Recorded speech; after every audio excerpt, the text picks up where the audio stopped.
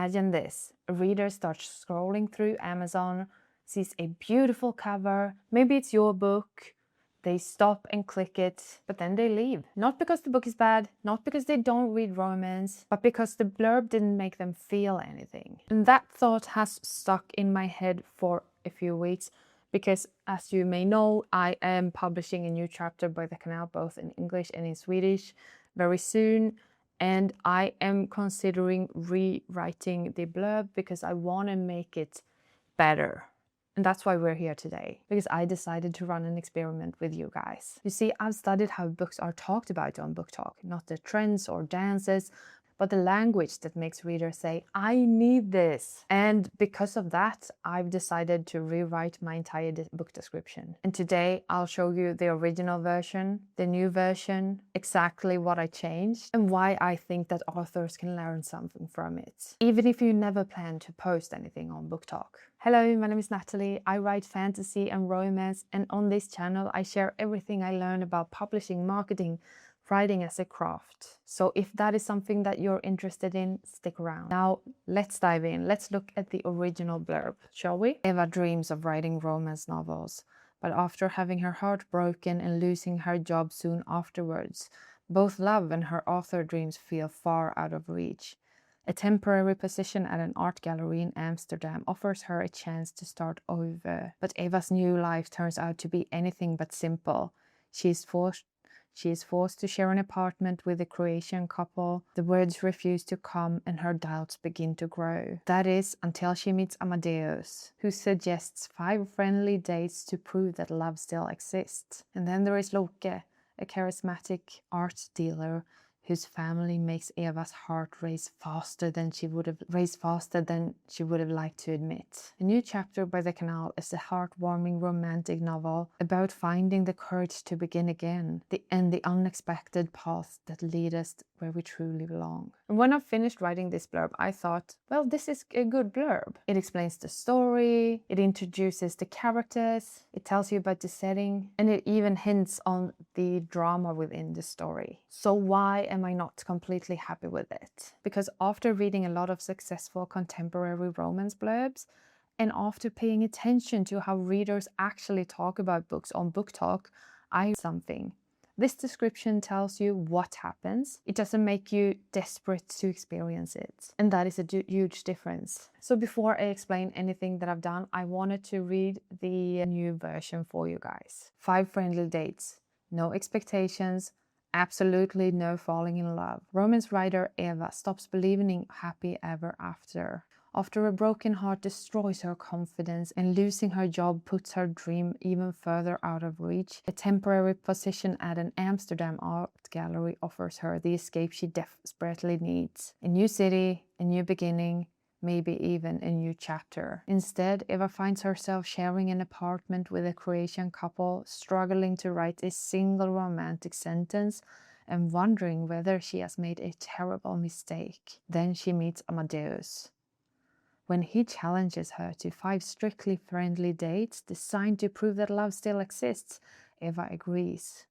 It's research, nothing more. But as Amsterdam begins to work its magic, the rules become harder to follow. Especially when Loki, a charismatic art dealer with a dangerous smile, makes her heart race in ways it was never supposed to. With 5 days to change her mind and 2 men who complicate everything, Eva must decide what she truly wants, not only from love, but from the life she's trying to rewrite. A new chapter by the Canal is a warm, escapist, romantic novel about writer's block, unexpected connection, and finding the courage to begin again. Can you feel the difference? Because I could. The story is still the same, nothing there has changed, but only the way it's presented.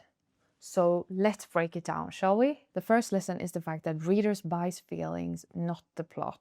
This was probably my biggest realization when I changed the blurb. My original blurb was so focused on the events of the story, while the new one was more focused on the feelings that it provoked, both for the character but also for the reader. She loses her job, she moves to Amsterdam, she shares an apartment. Those are plot points, but BookTok doesn't sell plot points. Instead, people say things like, this book made me believe in love again. This healed something in me. This made me cry. Readers don't recommend books based on what happens in the book, but instead of how it made them feel, what it changed in them. So instead of asking yourself what happens in the book, you should ask yourself, what does this book make people feel? What do I want people to feel when they read it? So for my romance, I can't pitch it to anyone just by saying, a woman moves to Amsterdam to start over. That sounds really boring, to be honest. But if I instead say something like, a woman who stopped believing in love slowly discovers that maybe she isn't as broken as she thinks. That's a completely different promise. Lesson number 2 is the fact that curiosity is much more powerful than explanation. One thing that I've noticed over and over again whenever I watched videos on TikTok is the fact that people who talk about books, they rarely describe everything that happens or much of the plot in the book. They leave gaps, which creates curiosity. And my original blurb, you know, it answered most of the questions that you as a potential reader could have. Who she meets, where she lives, what happens. There's always the risk that if I explain too much, you will lose interest and feel like you've already read the book. It's like some movie trailers that has like basically everything that happens in the movie. I can't watch those trailers because then I feel like I already know what's going to happen in the movie. And I think that that is something that we sometimes can do with the blurb as well. I know that there are some authors and publishers who thinks that we should like tell as much as possible in the blurb. So there are different schools here. So you will have to figure out what you want in yours. But this is also why I'm doing this experiment, so that you can tell the difference and decide which one you like more. And one of the core elements of this story is the 5 friendship dates. I think that is such a fun plot idea, such a fun trope. That's like, it's almost like fake dating, but with a twist, I would say. Not the classical way you would ordinarily see it. And this will make the reader start wondering, why 5? Who suggested them? Will they fall in love?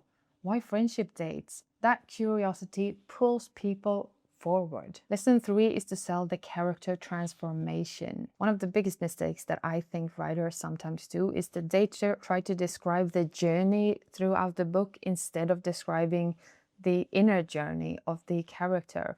And with books, especially with romance books, contemporary fiction or women's fiction, what I as a reader want is to see how the character grows and changes.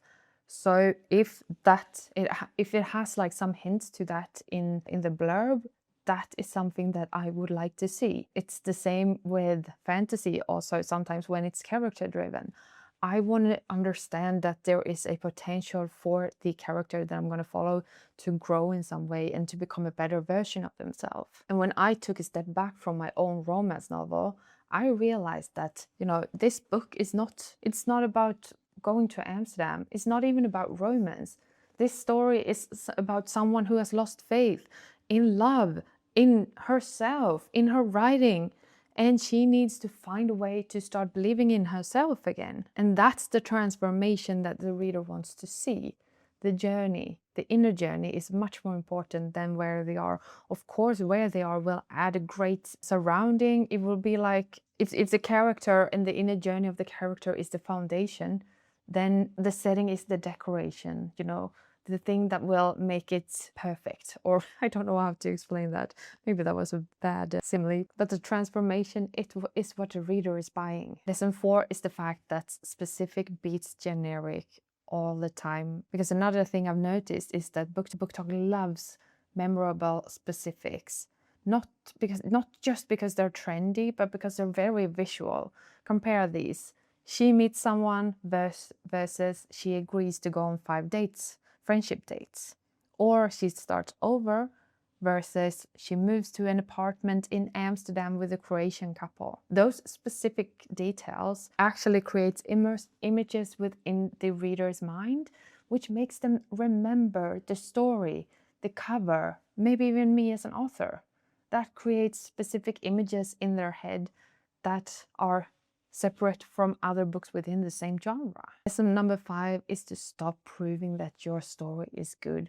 And I think this is one of those lessons that maybe hit me hardest, because it's hard not to like try to prove yourself, because you've been working so long and so hard on this story that now I just, I haven't, when I'm filming this, I haven't gotten any of the ARC reviews yet. All of my ARC readers are still reading the book, so I only know what my few beta readers thought about the story and my editor. So of course I'm nervous like everyone else. What will people think? But I still shouldn't try to prove that the book is good in the blurb. That is not the blurb's job.